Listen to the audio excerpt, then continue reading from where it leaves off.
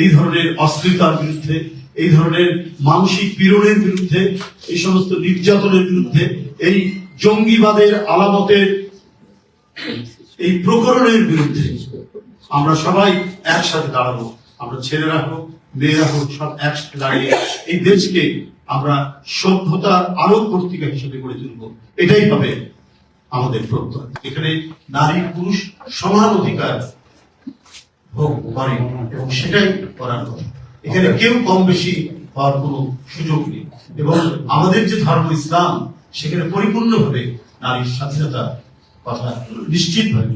তাই একজন ধর্মপ্রাণ মেয়ে দেখুন খাদিজা, তার অবয়ব কি, একজন পরিপূর্ণ একটা মানে ইসলামী যে পোশাক সেটা পরে আছে, কিন্তু সে গণতন্ত্রে বিশ্বাসী, সে নারীর জাগরণে বিশ্বাসী, নারীর মুক্তিতে বিশ্বাসী, নারীর অধিকারে বিশ্বাসী। তো আমাদের যে কেউ যার পছন্দ মতো পোশাক করবো, কিন্তু রাষ্ট্র কখনো বলে দিবে না।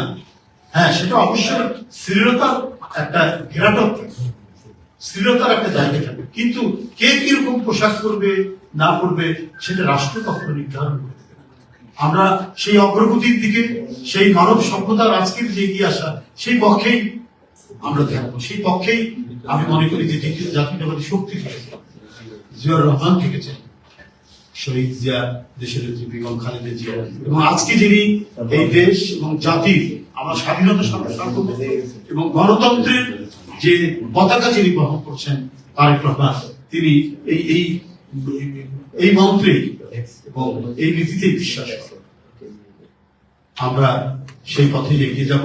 আমরা সবাইকে ধৈর্য ধারণ করতে বলবো এবং এই ধরনের অস্থিরতার বিরুদ্ধে, এই ধরনের মানসিক পীড়নের বিরুদ্ধে, এই সমস্ত নির্যাতনের বিরুদ্ধে, এই জঙ্গিবাদের আলামতের এই প্রকরণের বিরুদ্ধে আমরা সবাই একসাথে দাঁড়াবো।